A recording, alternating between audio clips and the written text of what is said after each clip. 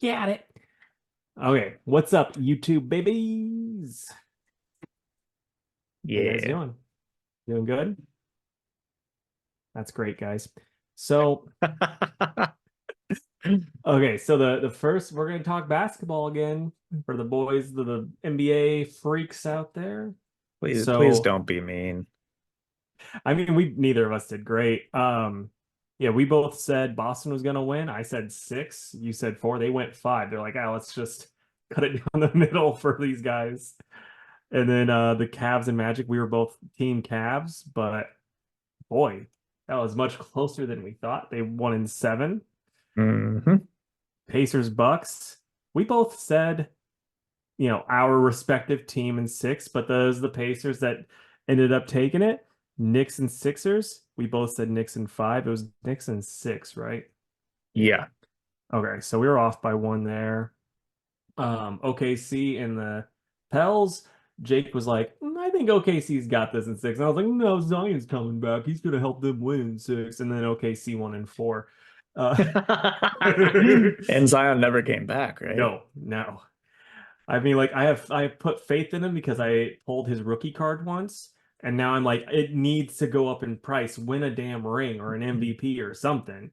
Do you think So the he's like doomed to always be hurt? Is he just going to be hurt forever? I hate to say, I think he's gonna have a very similar career as Blake Griffin. Like I think because like Blake Griffin was always kind of hurt, but still solid, like really good to solid. So I think that's about what he's gonna be, sadly. I hope not. Hope I'm wrong. But every time they're like, oh, he's lost 30 pounds of fat and he's gained 15 pounds of muscle. That's what his trainers will always say. It's like, first off, he didn't. Secondly, he doesn't need to be gaining anything. He just needs to be losing. Hmm. Makes zero sense, guys. He's a big boy. Yeah. So the Clips lost to the Mavs in six also, and I called that. I said Mavs in seven. You said Clips in six. Wolves, boy, I was like Suns in five, and you're like Suns in seven, and Wolves in four. Didn't see that one coming. Me either, but I'm happy for Oh him. yeah, yeah, I'm happy about that one too. And then we both said Nugs in five. We were both dead on with that one. So let's just start. Boston versus the Cavs. I know who we're both rooting for, but who do you Yeah, think's gonna win? Donnie can't 1v32 throughout the Celtics, so it's going to be Celtics in, I'll be nice and say five. That's where I'm at. I'm Celtics in five too, but I'm But rooting for dude, the Cavs. Donnie went nuts that last game. But it's just like, man, think about all the wing defenders that are really good on the Celtics. It's Hmm. gonna be rough. Pacers, Knicks. I have to go Pacers in six, but my brain is telling me Knicks in five. But I have to say Pacers in six. Since they beat the Bucks, I am rooting for the Pacers, but I'm saying Knicks in five because the the Bucks took them all the way without their two stars. I don't think they stand a snowball's chance in hell against the Knicks, who are just on fire right now. Like the one thing, like the two things, and this will be me doing the fake, like, oh, I'm a sports analyst, is like you notice this with the Bucks, the game that it was like no stars on the Bucks and they beat them. The reason that they won is because they just slowed it down and grinded it out. And that's all the Knicks fucking do. And then you also have Jalen Brunson. It's like we don't really have a good back. Like we have Nimhard, who's like a solid, defender, but it's like I don't know how that's gonna work out. I'm hoping, but I don't know. I think it's gonna be Knicks in five. OKC versus the Mavs. This one I'm like so torn on. Ugh, talk about a great series. But I thought the Clippers Mavs was going to be a great series, and it really wasn't. No, So, it's just like blowout versus blowout. um,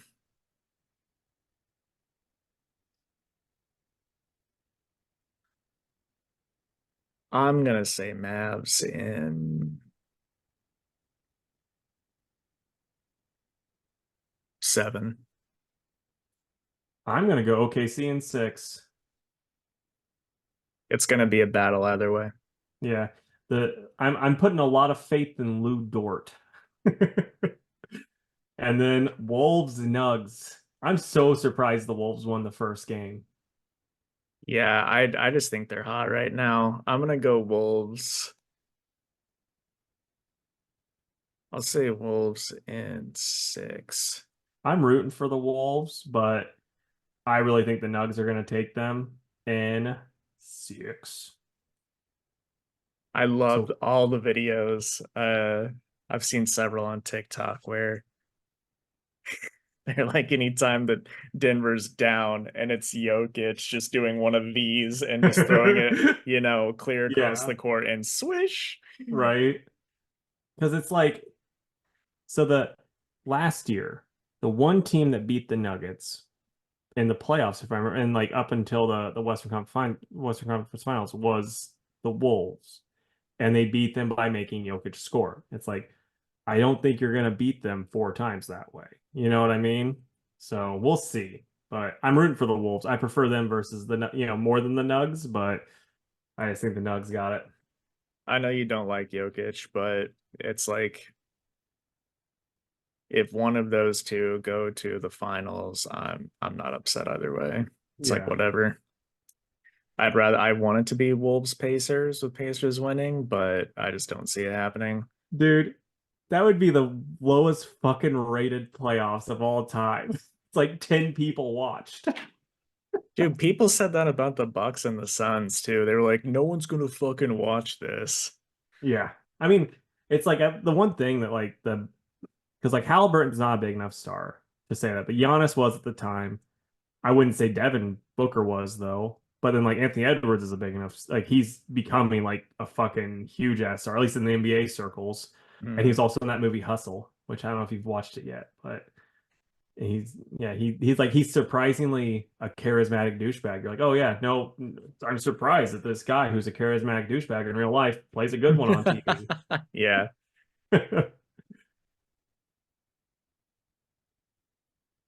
All right. Well, I guess we'll see. We'll see what happens there, huh? Yeah.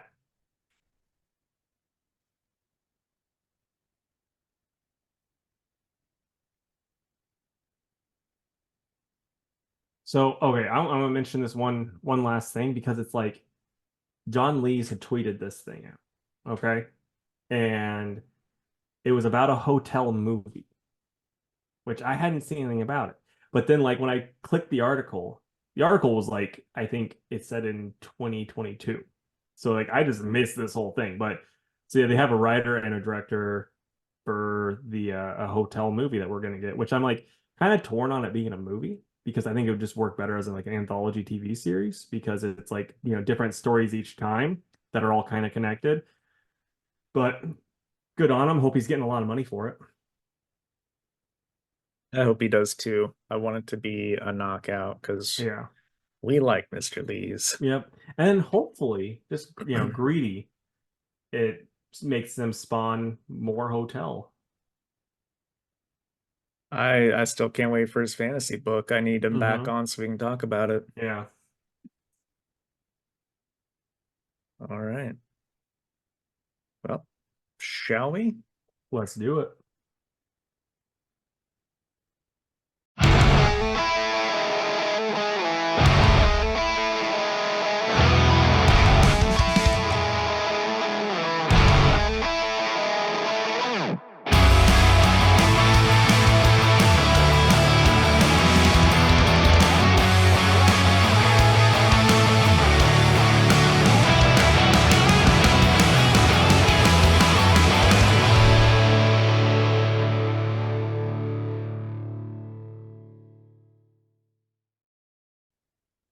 What's up, everybody? Welcome to another episode of the Two Worlds podcast.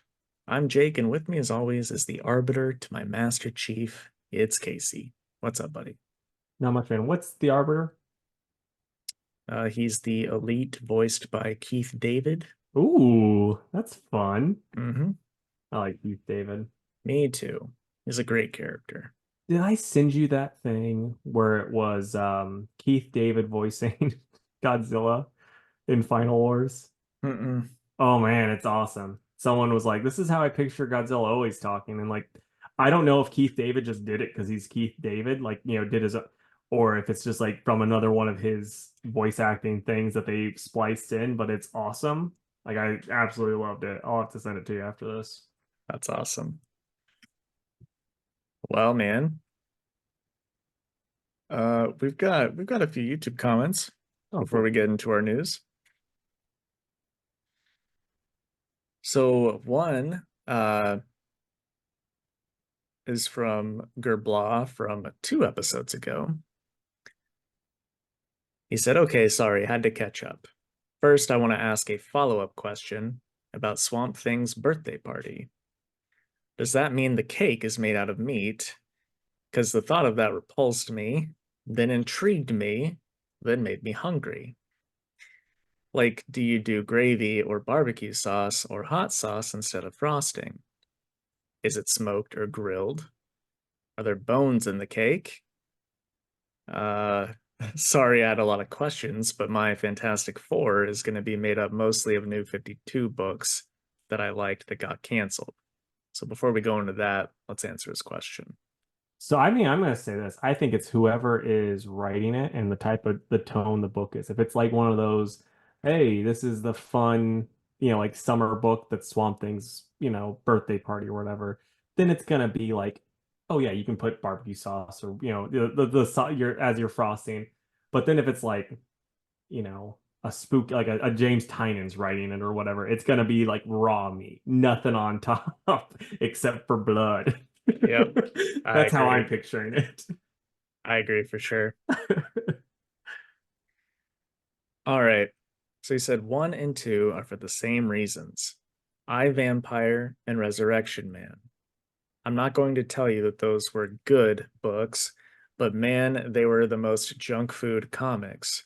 They were so bananas ass, batshit crazy, and always ended on a cliffhanger that made you go, how the hell are they going to wrap this up? And they would set up another equally crazy cliffhanger, and I loved it. I really liked iVampire. Yeah. I that was one, or yeah, that was one that I got in trade after it had come out, and I was like, man, I wish that I had been reading this in singles because it was great, and Andrea Sorrentino's art was just crazy on that book. hmm And And I'm pretty sure Joshua Fialkov wrote it too. yeah, and then Resurrection Man was Dan Abnett and Andy Lanning, which I almost Yeah, picked it up, but I was like behind on like a couple issues, so I never got around to it. yeah, I didn't read that one either. 3, Frankenstein's Agents of Shade, preferably with the Creature Commandos. Again, it was a dumb book, but it was fun, and I love the Creature Commandos. More the original than the new, but the idea of Universal Studios-esque monsters killing Nazis and or fighting crime makes me happy. And having a Frankenstein's monster who's supposed to be a more over-the-top version of Nick Fury is fun too. I didn't get to read that book. I only read like 1 or 2 issues that looked cool. And that was after I got the shop. But I was like, man, I should probably read this one of these Yeah, days. And I no, know you really liked it. you would really like it. The only downside, in my opinion, is the art's really hit and miss. It was kind of like one of those New 52 problems where it's like they had like a stellar artist for the first couple issues, and then they're like, let's get this guy off of this book that's selling 15 copies and move it on to someone else, you know? Yeah. Was that Jeff Lemire writing that? Yes. Okay. And then number 4, because Jake already said JLA Dark, Red Robin. Oh, Nick, you're after my own heart. I love Red Robin. Kind of Young. crazy. You guys wanted no more Robins. Wait, yeah.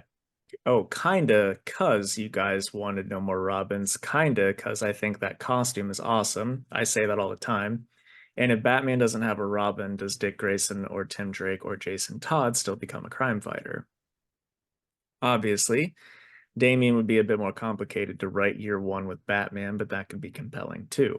Year one Batman, dot, dot, dot, with a kid? Uh, he said, anyways, I am also tired. Dude, I love Red Robin. I got the first issue triple signed at C2E2 one year, and Fabian Nizia was just over the moon that I brought him a Red Robin to sign because the entire rest of the con he said had been nothing but Cable and Deadpool, so he was happy to talk about Red Robin with me. But I love Yeah. that book. Really good. Yeah, it's like the main reason why I didn't want Robins is just because it's like we can get that in the main we have Bane universe Robins, like I'm like he and then later on he can get a Robin and we can just get a new one too instead of Hmm. Dick or Jason or Tim or Stephanie or Damien or Yeah, that the Duke, oh Duke or the Frank Miller one. Carrie Kelly, Yeah, that's it. Or then, if you want to branch off, Harper Row. Uh, Bluebird. yeah. Ugh. I remember when Scott Snyder was like, "This is going to be the biggest character you've ever seen," and it's like, I've used her twice. That's it. Yeah. But Nick, those are all really good ones. I'd be happy with any of those, but Hmm. Red Robin and I Vampire definitely up there for me. Yeah, and just for you, as someone that's getting more as a Hellboy boy, I do think Frankenstein's because it's kind of like the DC's version of that. Yeah. Well, I won't say it'll never happen, but DC is really starting to shape up when it comes to collections of older stuff, like that Nightwing compendium that I Hmm. showed you. So maybe they'll do one for that book and I Yeah, can just have all of it in one go. that'd be Because there great. is zero chance that any of those trades are in print. Yeah, no, you'd I'm be not saying like, they're expensive, but they're not in print. yeah, you'd be like, maybe you could find them at your shop, but probably not. I don't think so, because I think I've Yeah, looked for them before. I gotcha. All right. And then this was for last week's um, episode. Again, Nick, he says, hello, my fellow Analax? Analac apostrophe S. I mean, we could get shirts with that on there. I love it. I guess I forgot that that was one of the options you gave. Probably. I say a lot of weird shit, That's so true. it's. That's true. Oh, I like the Snarlagon shirt, by the way. Oh, thank you. Yeah. He says, my Fantastic Four would be mostly agreeing with Jake. I think Spider-Man proved that a comic accurate-esque movie could make boatloads of cash if you got someone who cared about the subject to make it. Then Iron Man for the obvious starting of the Marvel Cinematic Universe. And then on the same subject, the Avengers, the first one, because it proved beyond a shadow of a doubt this crossover stuff makes money, for better or worse. And probably Batman 89, because Batman movies have always printed money. And other than the Batman 66 movie that was based off the show, it was the first. Honorable mentions. Deadpool could have shown that rated R comic movies make money, but people kind of just said Deadpool movies make money. Agreed. Mhm. And then he said, speaking of Deadpool and Wolverine, could be important depending on how they pivot, but we will have to see. But as far as hockey, I do feel bad for you guys as Penguins fans, but not as bad as I do for Sidney Crosby because he played amazing this year and that team just sucked too much for him to drag them into the playoffs. Couldn't have said it better myself, Yeah. honestly. I loved watching Sid play this year. It's like he, is 8 years younger than he is. The dude still got it. And then the other is from our good buddy Preston. He says, hey, my dudes, my choice for influential comic book movie would be the Blade trilogy. The first one came out a couple years before we got X-Men and Spider-Man movies. Something about being the first one of that era and rated R really set a darker tone for a lot of comic movies of the early 2000s.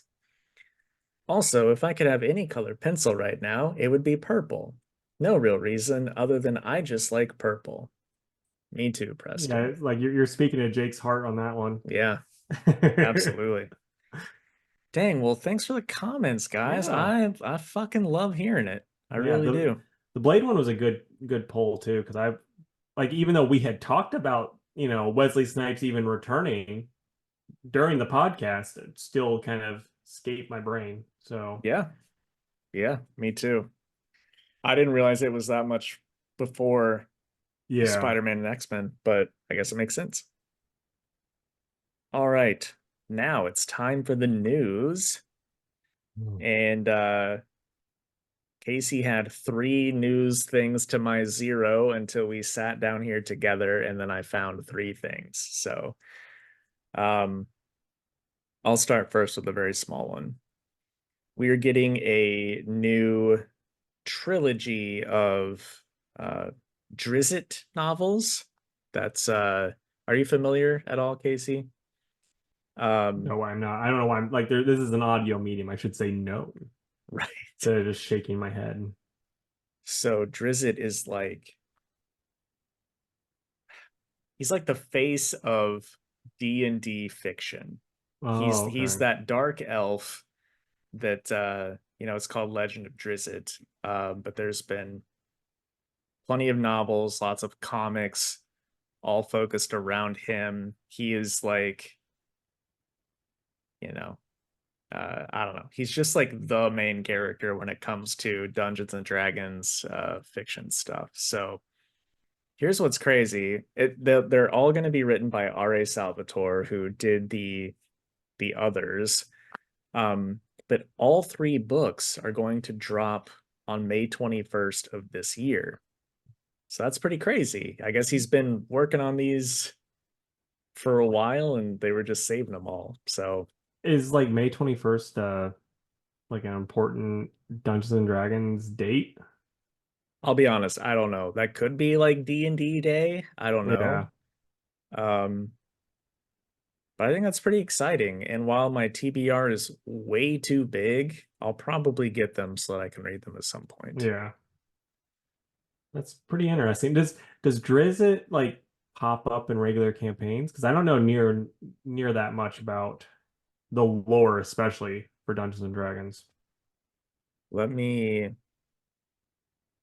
show you a picture of him just because you're just gonna think he's fucking cool looking. Yeah. He doesn't I don't know that he shows up in maybe in stuff outside of fifth edition. Okay. Um let's see, share screen.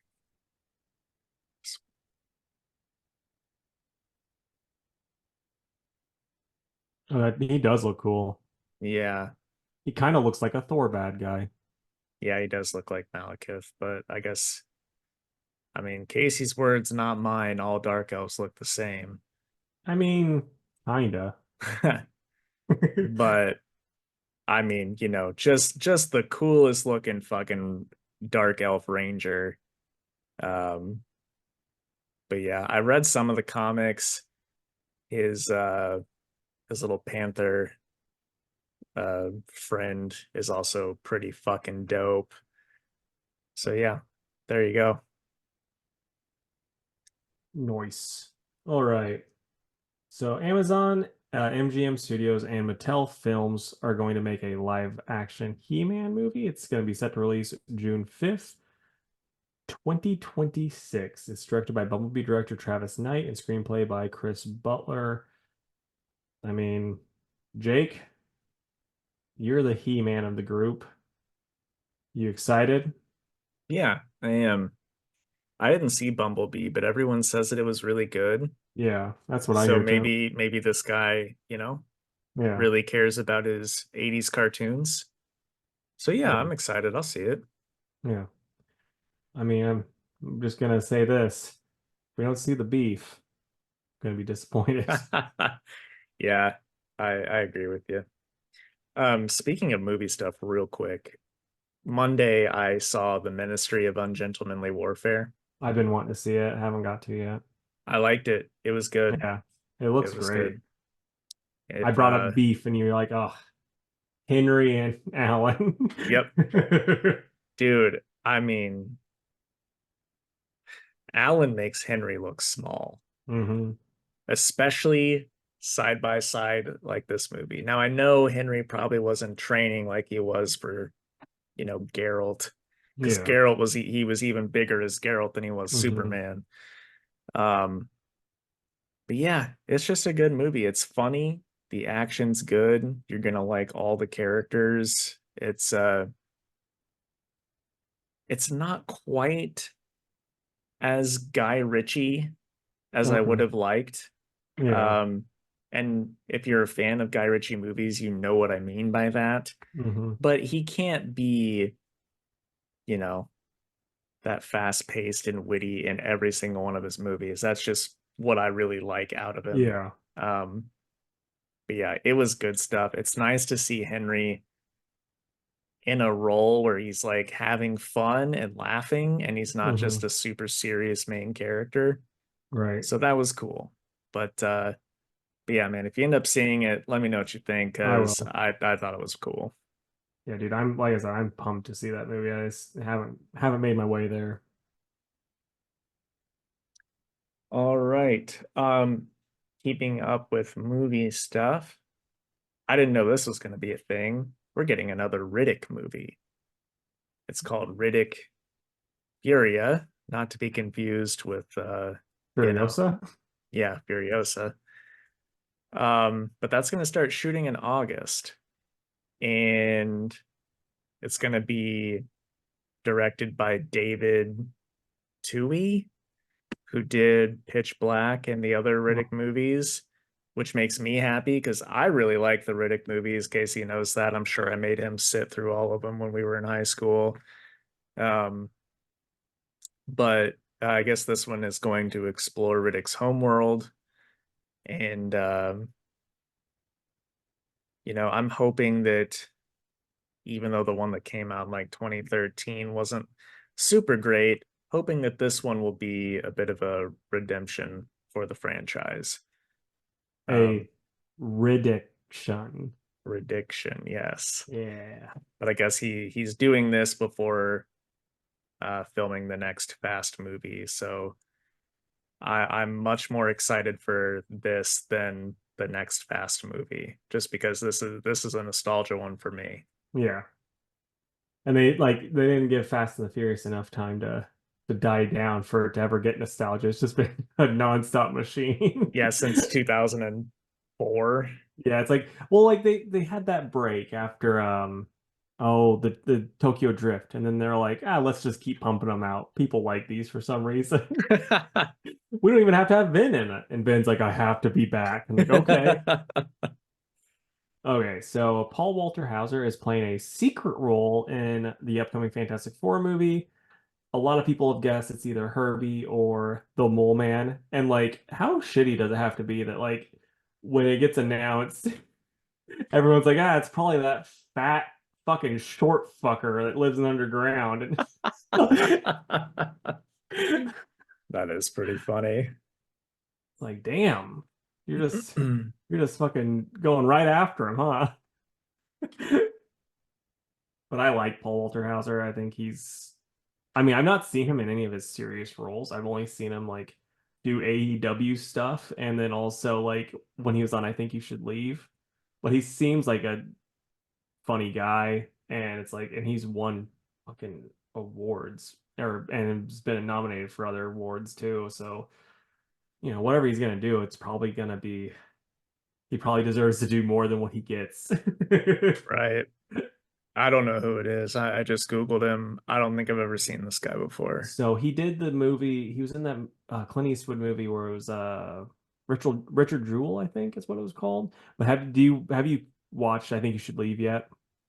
Not like all of it. All right. Well, there's that one. I don't know if you remember the one where it's like everyone's talking about their wives, and then there's like the bigger guy that's like, he like tries to join in, but then he remembers back to when he was like acting because he was like doing a play and he got the part. His wife's like super supportive, and then like this other guy's like stepping on his lines and she's like, no, you don't take that. And then so then he like he says it like it says his lines are super way too quick, and his wife's like, yes. And so he's like, guys, really love my wife. I can't do this. And he just leaves.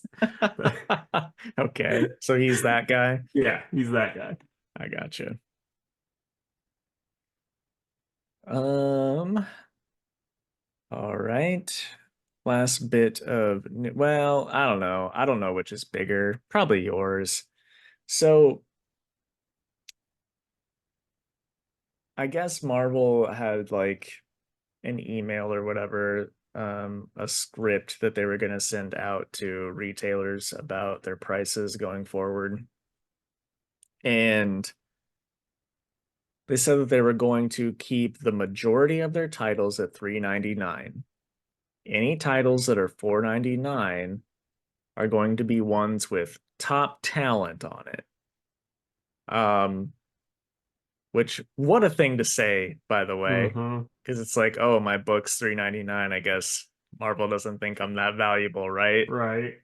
Um, but the solicits came out, and which, by the way, I didn't realize how many fucking titles Marvel puts out. It's a shit ton. Yeah. 37 titles are $3.99. 38 titles are $4.99. 5 titles, $5.99. 3 at $6.99. And a 48-page giant at $7.99. So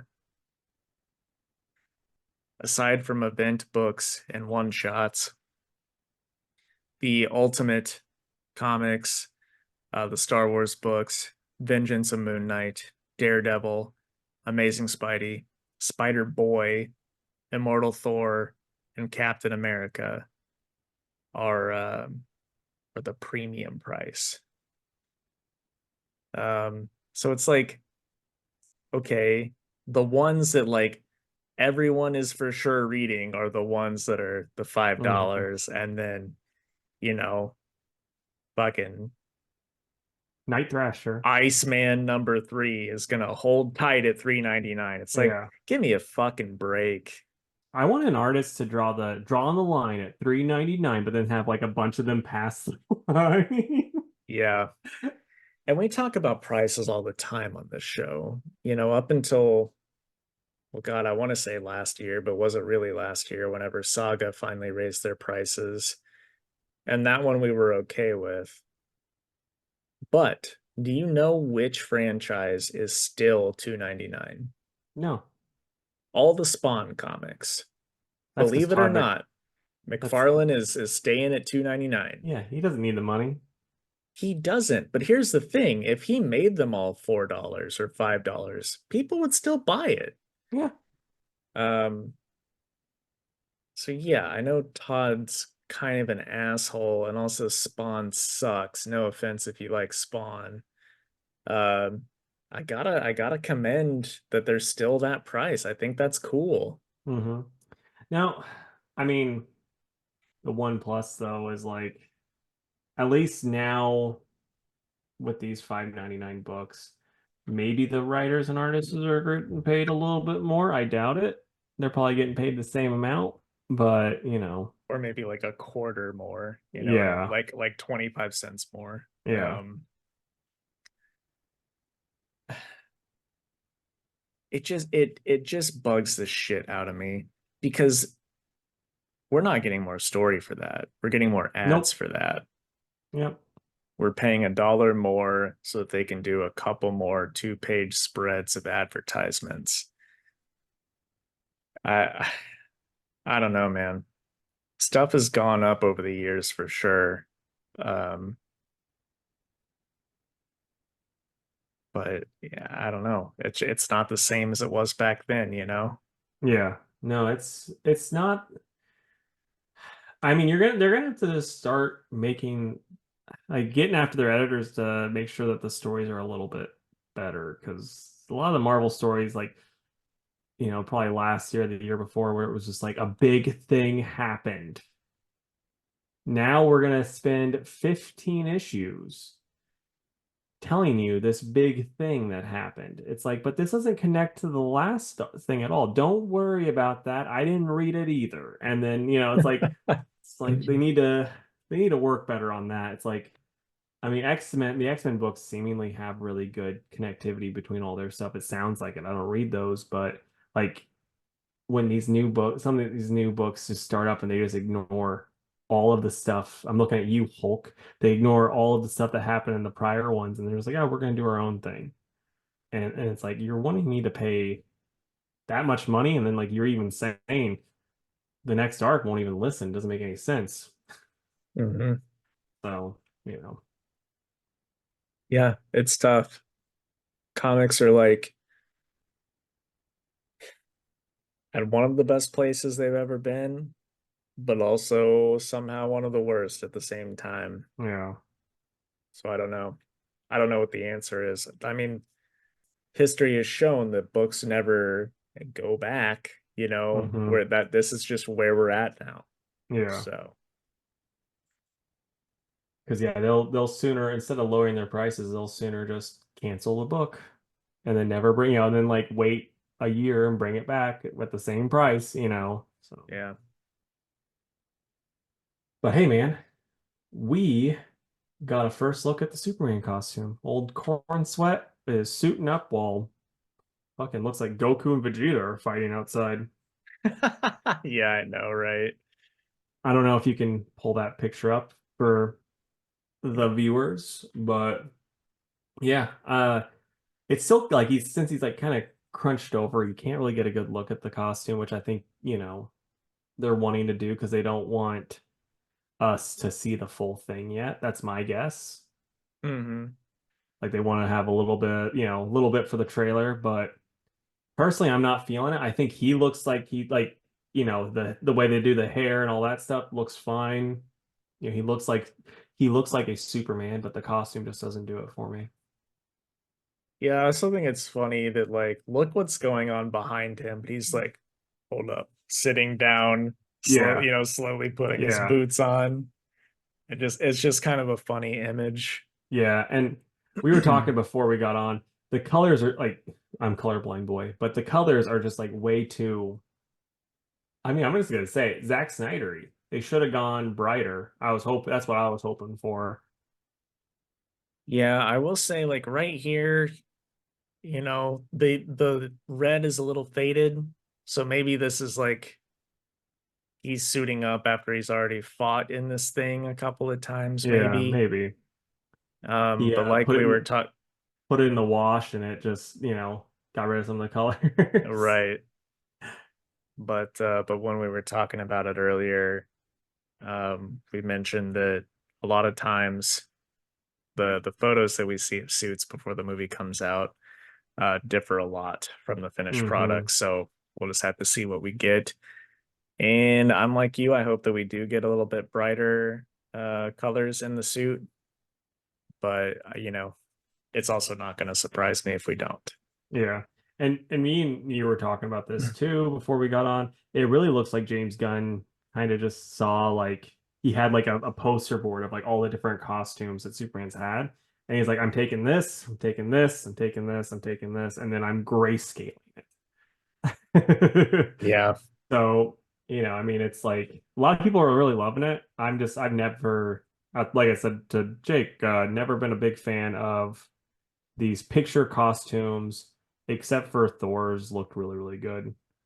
But this one, it doesn't look that great, but I have a feeling it's gonna look better in motion. Indeed. All right, that's the end of the news. What did you read this week, man? Probably not a lot since you were probably a little bit busy. I was, but yesterday and today I read it. I read what I could. Nice. All right, so I've got Blood Hunt #1, the Superman House of Brainiac special,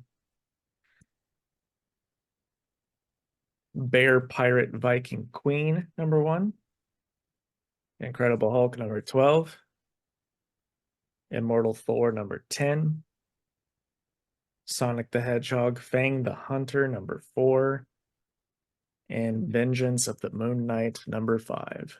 Ooh, dang, no Godzilla. You're like cutting old Godzilla out.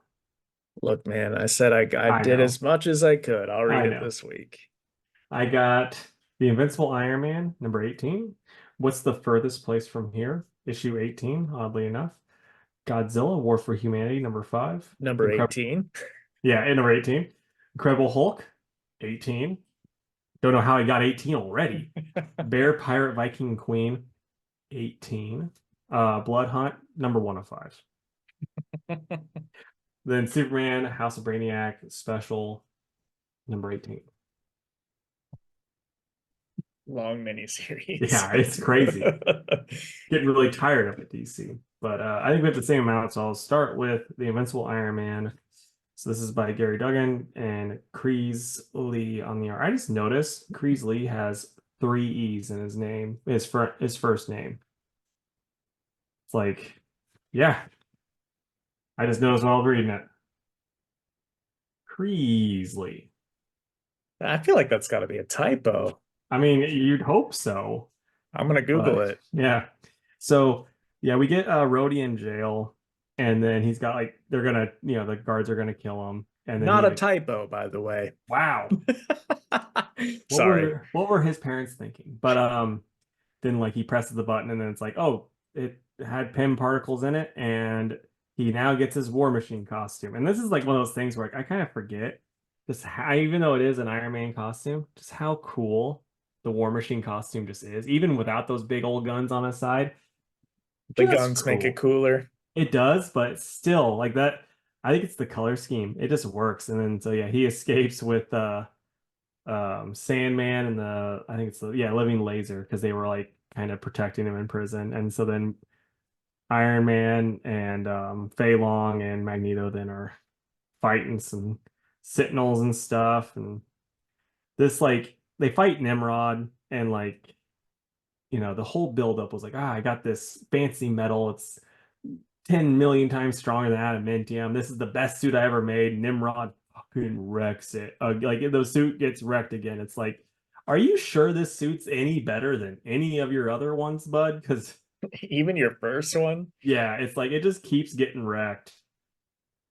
But yeah, it's a good solid issue. We get, like I said, we get some War Machine love in it, which is great.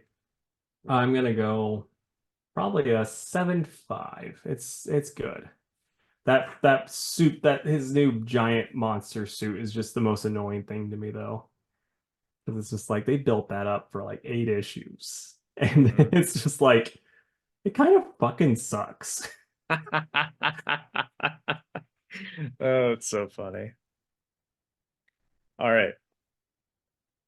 Vengeance of the Moon Knight #5. It is a Blood Hunt tie-in, turns out. It happens right before Blood Hunt. And of course, I read it right after Blood Hunt. But we know who the imposter Moon Knight is now. Okay. Are you ready? Yeah, let's hear it. It's the Shroud. Oh. So he's one of the few Marvel characters with the Dark Force, um, which is pretty cool. High school Jake would have been all about that, and let's be honest, current Jake is still kind of all about that.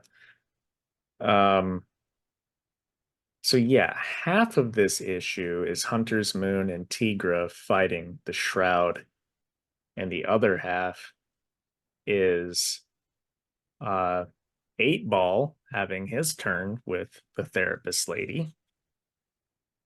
And dude, I gotta tell you, Jed McKay knows how to make you give a shit about 8 Ball. Yeah. um, because he's just going through it, how he saw Moon Knight go from being this brutal murderer to, not necessarily a good guy, but somebody that wanted to better themselves. And he thought, well, if Moon Knight can do it, I want to do it too. So seeing him come to that realization in this issue was pretty fucking cool. I gotta show you this page of the Shroud unleashing all of the Dark Force powers. That's rad as hell. It is, dude. It is rad as hell. Um, and here's another one with the wings, and he's capturing Tigra and Hunter's Moon. It's really fucking cool. Man, that Tiger picture would have looked like 1,000 times different had it been back in like early 2000s. Yeah, absolutely would have. Um, anyway, I'll quickly talk about the how this wraps up, but Tigra and Hunter's Moon essentially convince the Shroud that he is not carrying on Moon Knight's legacy, but is in fact tarnishing it. And, you know, he gets convinced and they're like, come on, we know somebody that you can talk to that can help you through what you're going through and get you on the right path. And he agrees. And then all of a sudden he raises up into the sky and explodes into like a dark force energy portal, which we'll come back to in Blood Hunt. Yeah. So it was a really good segue. Um, and then we see Eight Ball come to the realization that he wants to be a superhero. So he runs outside with Soldier and and Reese to fight vampires. And I really like this. The last thing that's said, uh, they're like, "What? You're coming, Eight Ball? I thought you were going to hold down the fort." He's like, "No, I'm coming with you guys. I'm calling my shot." And then it flashes to them outside charging the vampires. And he says, Eight Ball, corner pocket. And that's how it ends. That's funny. Yeah. I But was, I was like kind of hoping whenever he's like, should I help them? He's like, and like it just shows yes. Oh, that would have been so funny. But anyway, it was fucking cool. I love Moon Knight. I'm gonna give it, I think I gotta give it a 10, dude. Pick of the week. Yeah, I think so. I think it is my Right pick of the on. week. Okay, so what's the furthest place from here? Issue 18 by Tyler Boss and Matthew Rosenberg. So yeah, we get the story of how I'm blank on her name because the book doesn't come out very much. And I get very, very like, oh, who is this person's name again? But the girl that was pregnant, her giving birth and then like how that all went down and how Ew. yeah. Just kidding. I mean, like if you didn't know how it worked, you can learn in this issue, guys. Ooh.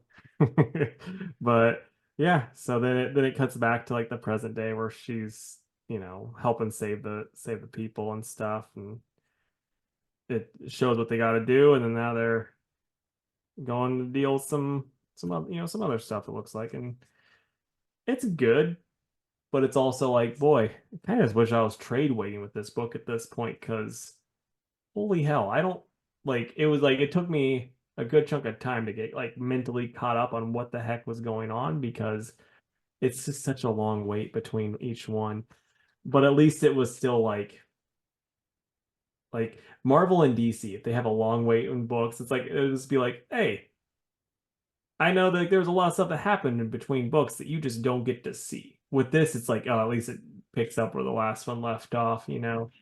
outside of the flashbacks. But yeah, I'm probably at an 8. Like it's still really good. Like Rosenberg is still really good. Tyler Boss's art is perfect for this book, so it's good. It's just, you know, I just wish I had a better grasp of what was going on.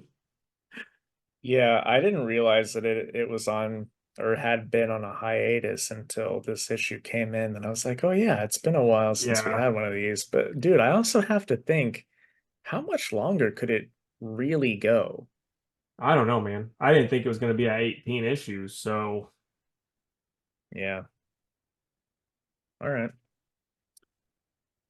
Sonic the Hedgehog, Fang the Hunter by Ian Flynn and Thomas Roethlisberger. It was good. So Fang and his friends take out the heavies, steal the warp topaz. Sonic and Tails are on the outside of the ship, thinking that they're taking on the bad guys, when really they're just kind of cleaning up what's left over. Um, Fang accepts the fact that there is no eighth Chaos Emerald, that it was the Warp Topaz all the time. His friends are kind of sick of his shit though, so after everything's wrapped up, they leave to go off on their own adventures. And Fang gets a call from Eggman who's like, "Hey, I've got a job for you. I need an expert hunter, and this time I'll actually pay you for it." And Fang's like, "All right, let's do this." And he zooms off and it says, "To be continued in Sonic Superstars." And I'm not sure what that is yet, but now I'm excited for Sonic Superstars. Yeah. Um, so yeah, it was cool. It was a really fun 4-issue series. I'm pretty glad that there was not some eighth emerald that we never knew about until now. So, but I should have known that Ian Flynn was going to write this well, because he always does. So I'm going to give it an 8.5. It wasn't quite as good as the other issues, but still really solid. And, I'll be recommending this to Sonic fans and children, mostly children that come in looking for a book. So this is just a fun fact. I don't know if you knew about, but in Ken Penders' actual writings, he has 69 Chaos Emeralds. You proud of that? No, but Godzilla War for Humanity by Andrew McLean and Jake Smith on the art. I loved it. I mean, we don't get like I'm just gonna say this, Mugiro's kind of a lame, mech in the movies because like in a Mysterians he dies because they blow up a bridge, and then in the Space Godzilla he gets beat up pretty quick. I mean, he's such a cool concept, but like boy, he never really works. And in this he gets his ass kicked too, but he looks cool getting it beat. Like, look at that. Yeah. Like they went hard on the Magira, but they end up figuring out what's going on with the monster, the giant monster that they make, and it's really cool. Not gonna show those things, and yeah, they end up winning, and then it's like that's it, the end. I mean, I'll show you the end part because like you knew Godzilla wasn't gonna die, but Right. But yeah, so it's just kind of like it was a solid thing though. I'm sad it was the series is only 5 issues, but I'm gonna go 9.5. I liked it. It's fun. It's like a really good Godzilla book that has no connection to Matt Frank, which is always a plus. Well, I'm glad that you liked it, man. Alrighty. I'll go with Immortal Thor number 10. It's written by Al Ewing with art by Carlos Magno. And like the story was fine. It was good, but I was not hot on this guest artist at all. Um, but essentially, this book all comes down to Thor fighting the Roxxon Thor, beating him, spoiler alert, and then another spoiler alert. Enchantress and Executioner double cross Dario Agger. Executioner buries his axe into Dario's back and kills him. And then whenever Thor goes to call Mjolnir back, Scourge throws the axe and Thor catches it, so it looks like he's the one that killed Dario, and that's how it ends. So it was a good issue. I just did not like the art very much at all. So I got to give it like a 7. Okay. Now, what order do you want to do the old Muchis in? The way they're sitting, I've got Hulk, Bear, Superman, Bloodhunt. All right, sounds good to me. So, Hulk, The Incredible Hulk, issue 12 by Philip Kennedy Johnson and Nick Klein on the art. Um, yeah, man. You were pretty excited for this one. What'd you think? Um, I was really happy to have Klein back on the art. Yeah. But it was pretty cool, it's neat to see Dr. Voodoo and heck, even the Strange Academy. That was a fun little couple Hmm. pages there. Uh, but I like the premise. I like Voodoo sending him in there, and as per usual, Hulk is fucking everything up on the outside and the inside. So I'm excited to see what happens next issue. This one I liked a lot more than the last few, so that's where I'm at with it. Yeah, I thought it was fine. I'm not gonna lie. After 50 fucking issues of Immortal Hulk, and then them getting like Hulk and Bruce are on good terms, and then the fucking other Hulk book, the Donny Cates Hulk book, and then they're on good terms again, and then Philip K. Johnson's like, now they hate each other again, and then it's just like we just make them friends. We've had this 3 times in a row now, guys. Come on. Like I was thinking in my head, and it's like I hate saying this, but you know who I think would do a good buddy Hulk book where it's like, oh, they actually like each other and like Bruce Banner's got his shit together. It's you're not gonna see this one coming. But Daniel Slott. Would I read it? Probably not. But I think he would kill it. Yeah, you're right. I didn't see that coming. Um, I'll say what I always do, uh, in response to your complaint. I didn't read either of those. Yeah. Well, So, you read some of the Donny Cates one. yeah, like 3 issues. Yeah.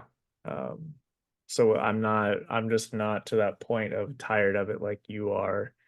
And also I have to imagine that Philip Kennedy Johnson is the better writer when it comes to, well, I'll just say in general, like I like Donny Cates plenty, but I've read more of Philip Kennedy Johnson's stuff that I've liked better. So that's where I'm at with it. Yeah. No, I mean I think Philip K. Johnson's overall the better writer, but it's just like I don't know. It's just like, man, it'd be nice if you just did something new instead of the same thing we just got 2 arcs ago and 1 arc ago. But whatever. Because it's like it'd be different too if not each time they're like, "Hey, we're friends now," and then they're like, "No, we're not." Yeah, the next writer like, "No, they're not. They hate each other again." But Mm, but yeah, where you at with it, man? 7.5. Yeah, that sounds good to me too. I'm probably about there.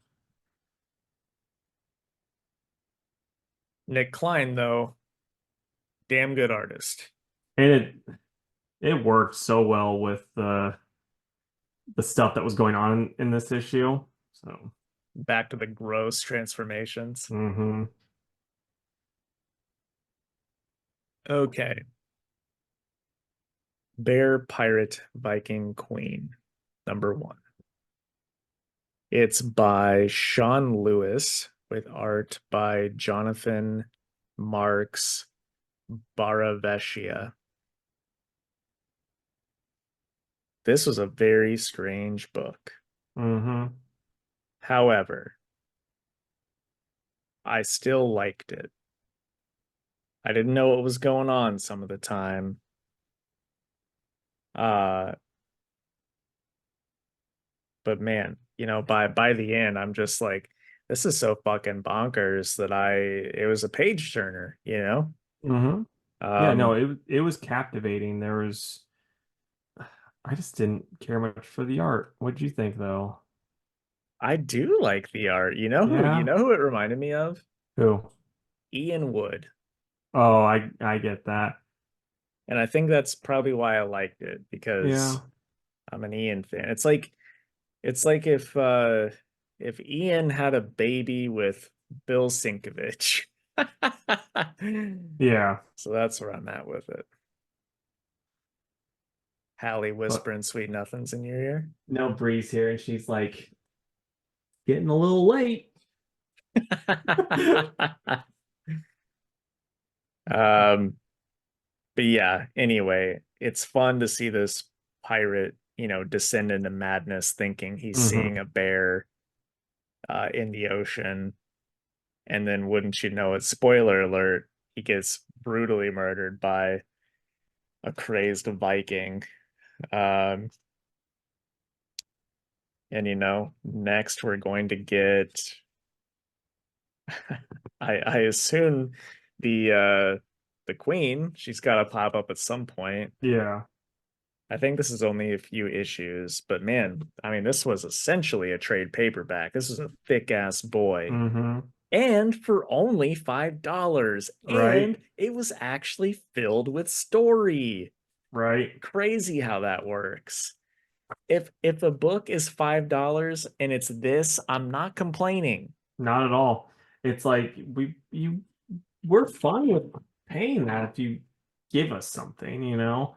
But Yeah. Marvel's like gives us less and makes us pay more. And That's the and Marvel way. that's the Marvel way.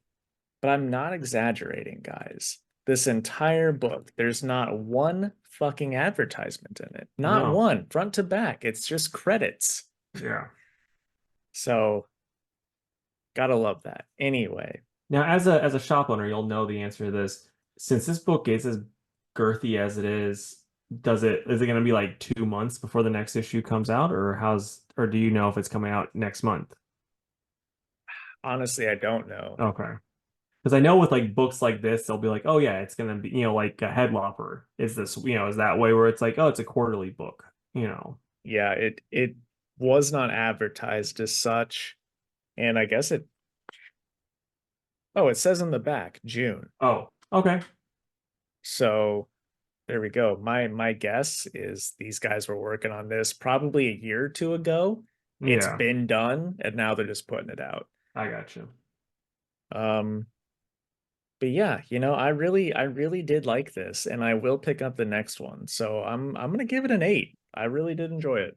Yeah, I'm at an 8 for it. My one thing is the art didn't really work just because it was like kind of too busy at times, and like you were saying, didn't know what was going on exactly. But the story's super cool, and I'm Mm. super interested in seeing where it goes. Okay, so Superman, House of Brainiac special by multiple stories here. The first one's by Josh Williamson, Edwin Gallum on the art, and then the next one it's a Mark Russell with Steve Pugh, and then I think the last one it's Josh Williamson and Fico Osio. But yeah, man, what'd you think on this? It was pretty good. I think I think the best part of this book was just Bibbo. Yeah, Um, the other stuff, Waller and the Brainiacs is like whatever, and even Brainiac given the brief history origin story of Soups and Lobo, it's like okay, that's fine. Art's really good throughout, but you know, the parts with Bibbo and Perry and Lois, it's like, okay, Williamson knows how to fucking write these characters. well, the Bibbo stuff is Mark Russell. Oh, my mistake. Yeah, My mistake. I it's still I still stand by what I said yeah, because he no, he writes them in the other he book. he does. He does a great job with them, and like I will say, like you've told me before, Mark Russell does a lot of like um political stuff, with his stuff, and like I never really noticed it with a lot of stuff like that, here and there little things.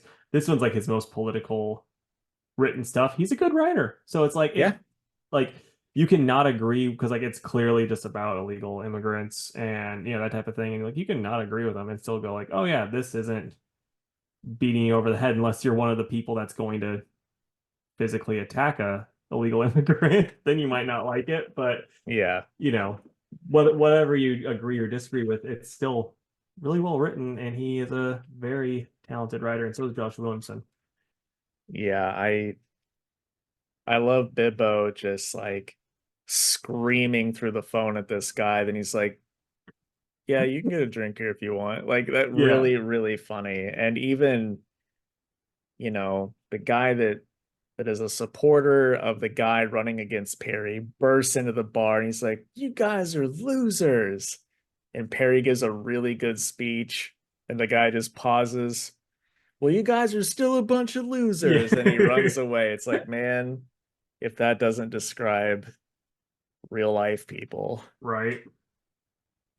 But I like how they work in, this guy is just a puppet of Blue Earth, just Hmm. just like politicians are puppets of corporations in real life. It's so good. Yeah. No, it's awesome. And it's like I always talk about, I don't mind politics in comics if it's done well. There's other writers that just would try this and it wouldn't work at all for me. And this worked really well. It's like, because you can, you know, like, I don't know. To me, it's just like, yeah, no matter what whatever politics they're saying, it's like, as long as something's well written, it doesn't really matter unless it's like Yeah. overly preachy. And this really wasn't. I mean, there was like preachy parts, but it worked I to was thinking push the like story along. if Tom Taylor wrote this, it would be Perry at the podium and he would just say, "I think beating on children is wrong." And like Yeah. that's how he would write it. Yeah, but then there'd be the one guy with like a mullet and like a beer gut, like, oh, but I love it.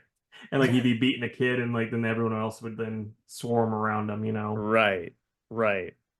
But this says that but doesn't say that. And it's like Yeah. that's why this way is better. Yeah. I wasn't gonna tell I was like thinking Tom Taylor, but I was not gonna name drop him. But I was like, ah, well, Jake Well, just did. I'm I have my complaints with Tom, but there's stuff I like about Tom. I That's know. why I feel like I can use him as an Yeah. example.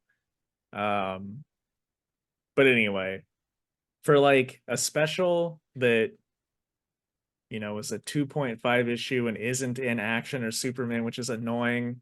It was a good issue. I'm glad that I picked it up.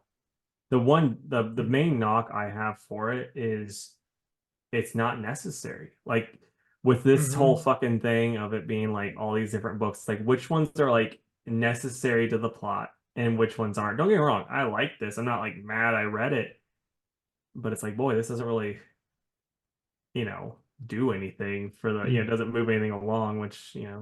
whatever.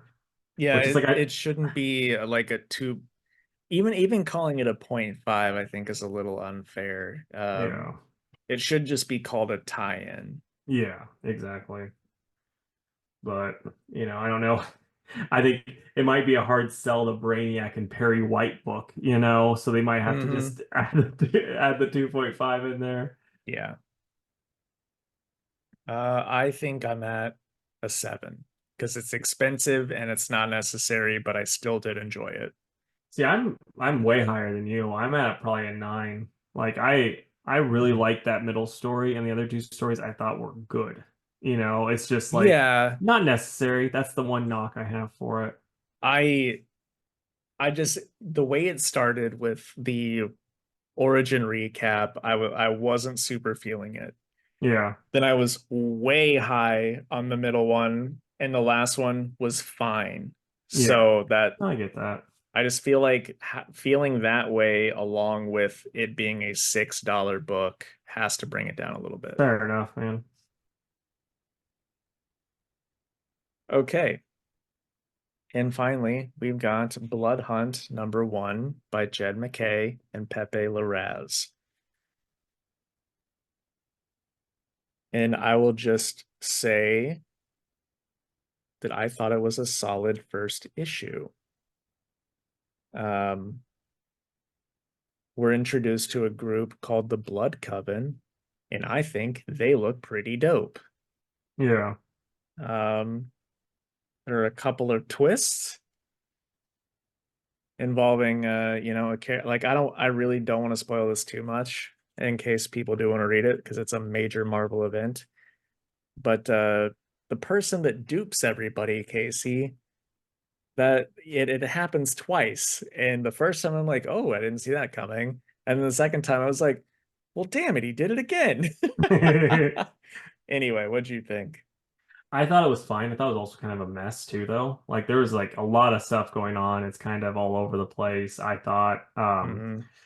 And then those new characters, I'm kind of worried they're gonna get the like the Marvel new character thing where it's like, oh man, these guys are awesome. And then the next time it's just like Thanos's kids in the Avengers movies, where it's like, The Black oh, they're Order.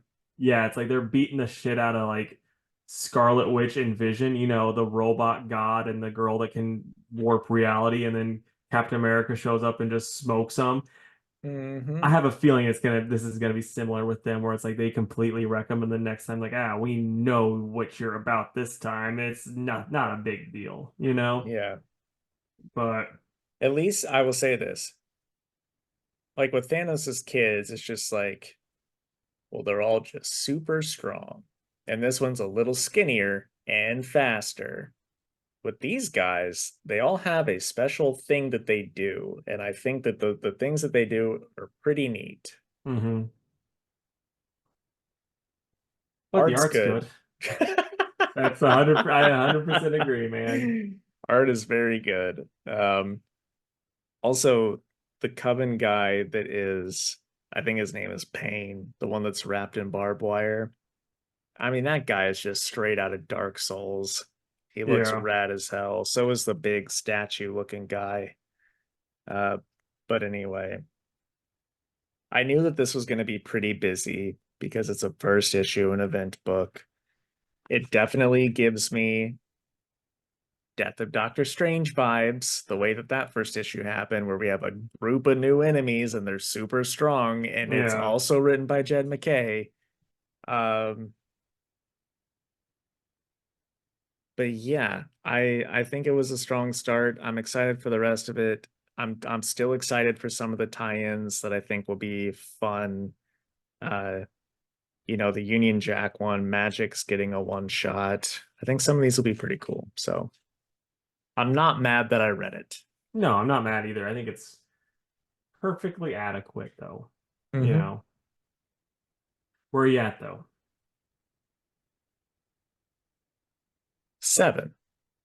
I was gonna say 7.5, but man, you're just a lot saltier than me this week. So I'll Oh, say I'm not 6. salty I at know, all. I know, not salty, but you're much more rougher on your grading than me this week. So I'll say 6. Yeah.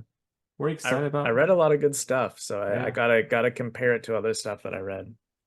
fair enough, man. Let's see. I'm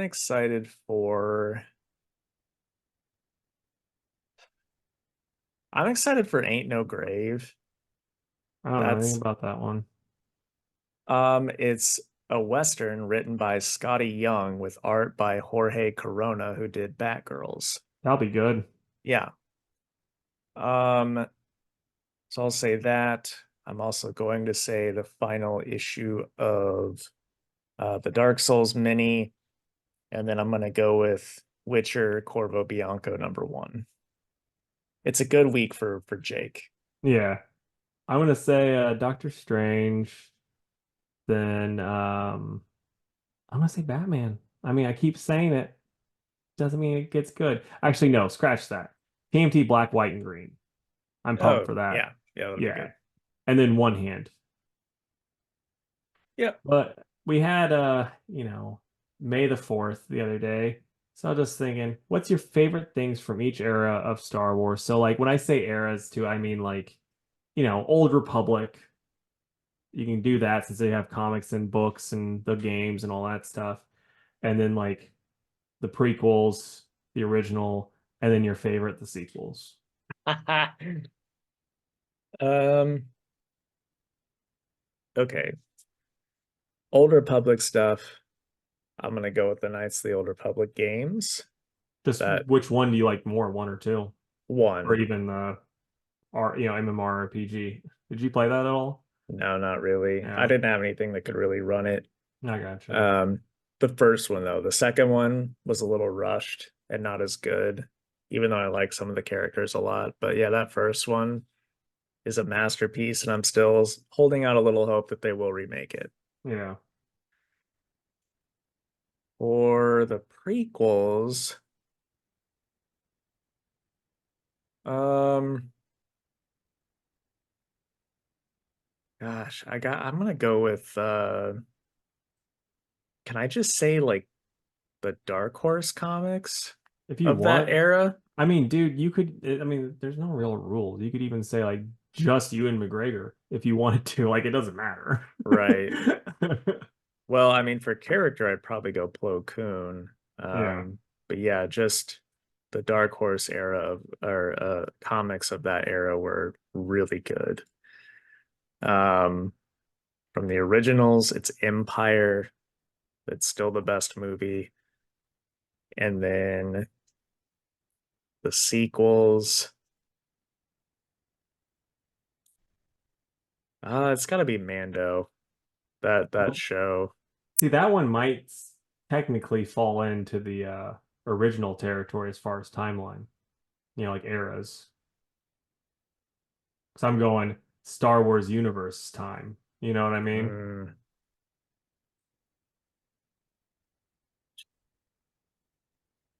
Mm, ugh. Okay, fine, then I'll say Kylo Ren. He was the most interesting character out of the prequels. Right on. So mine's Knights of the Republic 1, also for Knights, for Old Republic. And then for the prequels, it's gonna be Pod Racing game for N64. Fucking love that game. Dude, have you tried it lately though? Yes, I still love it Dude, so much. I'm terrible at it now. Like Yeah. I can't win No, a race. see, I mean, that's okay. This is one of the things I'm gonna get on a soapbox about this game because I do genuinely love it. It's like it's so nice because like I bought it for Bree when I got her an N64, and it starts you off on the first tattooing level, and it's so easy. And then like it's one of those things where it's like it slowly gets harder. And don't get me wrong, it gets really hard. Like I remember there's an Anakin level where Anakin has the record, which it's like he couldn't win a race. He had to have the Force help him, and it was just tattooing, but it was like a swamp level that he's really good at.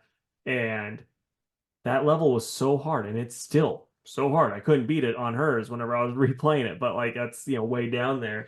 So it's just, I love that game. It's so much fun. Yeah.